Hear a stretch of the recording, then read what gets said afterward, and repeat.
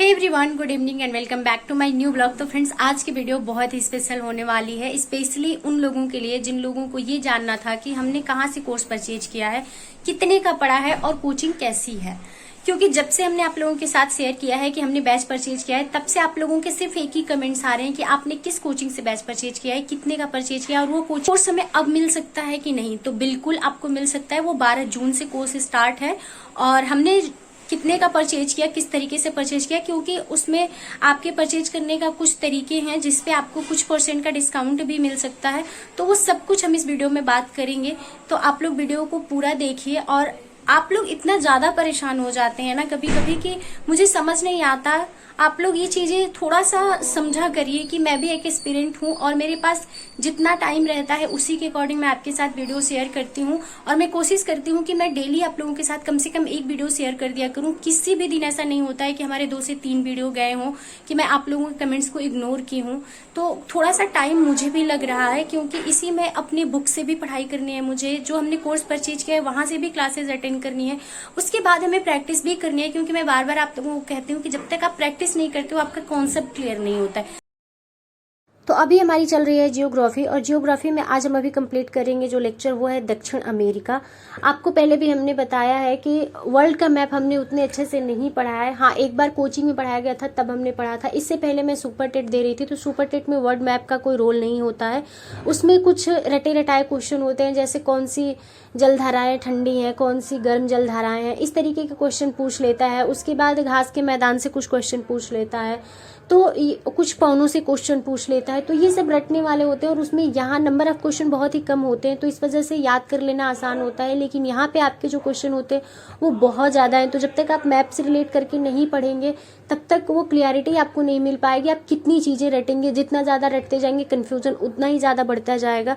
तो इस वजह से मैप से रिलेट करके पढ़ना बहुत ज़रूरी है। और सर की जो दक्षिण अमेरिका से रिलेटेड एक लेक्चर था, वो लगभग 2 घंटे का लेक्चर केवल मैप पे चला गया। और उसके बाद हमारे जो नेक्स्ट लेक्चर है उसमें सर ने लिखवाया जो भी उनको लिखवाना था उससे रिलेटेड पॉइंट्स। बाकी मैप को समझना बहुत ही इंपॉर्टेंट है जियोग्राफी जब आप पढ़ते हैं तो, क्योंकि जियोग्राफी बहुत लेंदी सब्जेक्ट है, लेकिन जब आप उसको मैथ के साथ रिलेट कर देते हैं ना तो बहुत ईजी और बहुत ही शॉर्ट हो जाती है।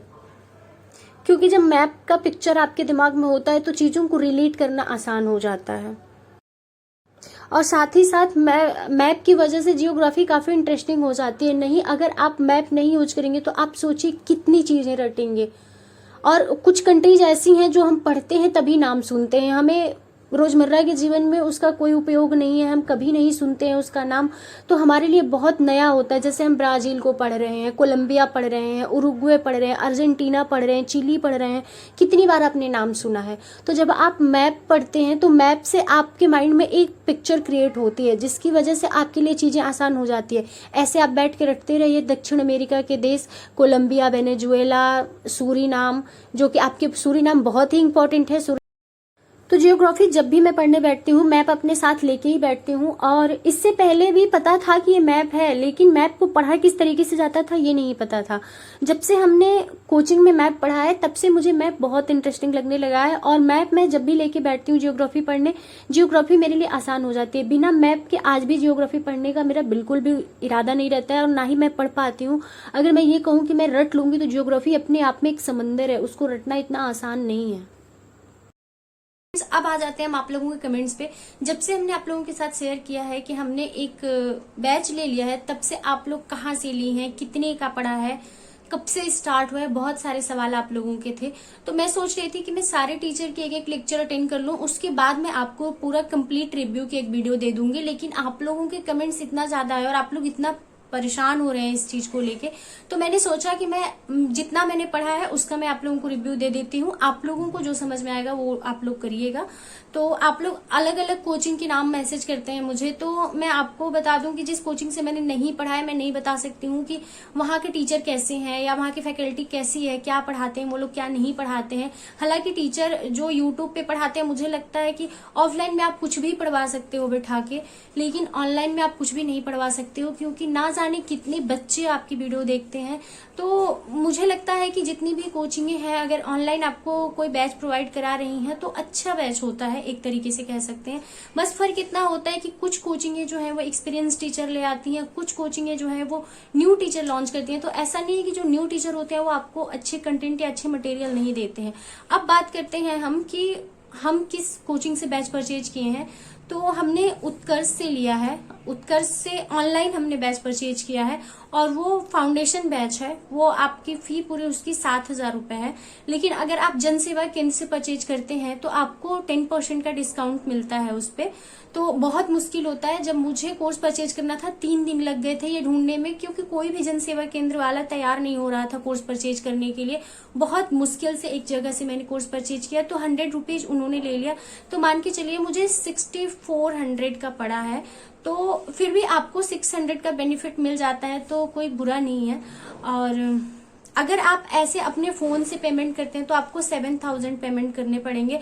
और उनका एक न्यू बैच लॉन्च हुआ है जो कि आपको टारगेट बैच के नाम से मिल जाएगा। लेकिन उसको हमने इसलिए नहीं परचेज किया कि उसमें वो अपने हिसाब से क्लासेस शुरू करेंगे और अभी रिसेंटली वो बैच लॉन्च हुआ है तो टाइम बहुत ही कम है, तो उसको देख के पढ़ाएंगे।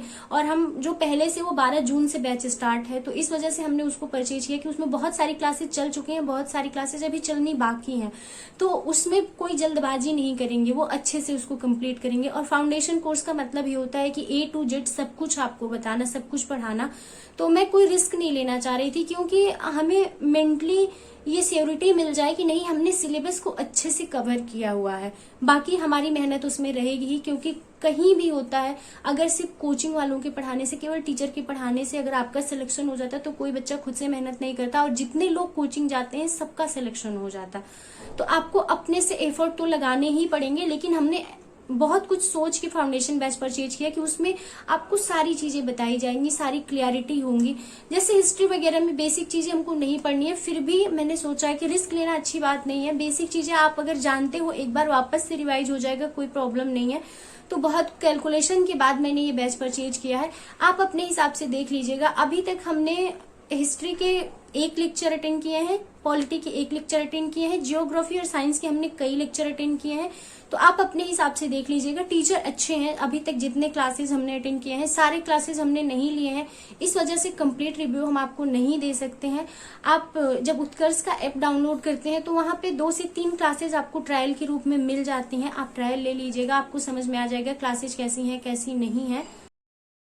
और फ्रेंड्स, कई बार वीडियोज आप लोगों के साथ शेयर करने में थोड़ा सा मैं लेट हो जाती हूँ, तो उससे आप लोग पैनिक मत हुआ करिए, क्योंकि मैं भी आप लोगों की तरह ही एक एस्पिरेंट हूँ।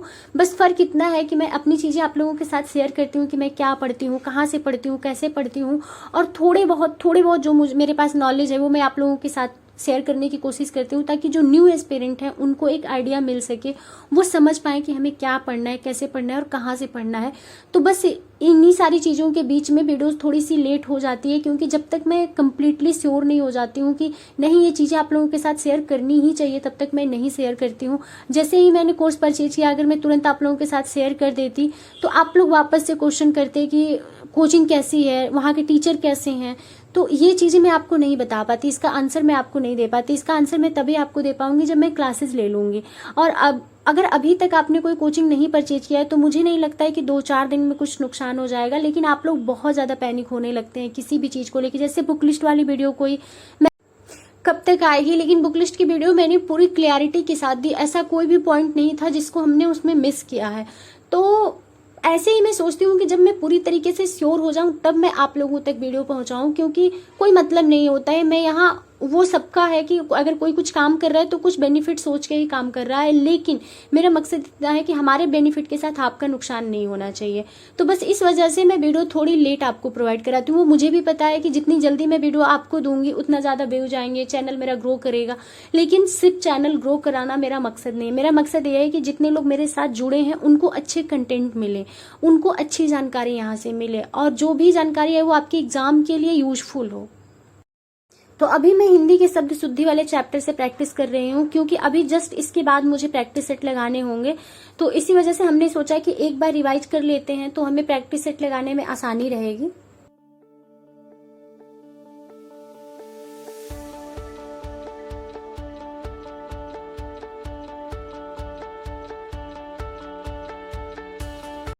फ्रेंड्स अभी हमारा जो हिंदी का रिवीजन था वो हमने कंप्लीट कर लिया है और अभी हमें प्रैक्टिस सेट लगाना है और प्रैक्टिस सेट मैं ऑनलाइन सॉल्व करूंगी।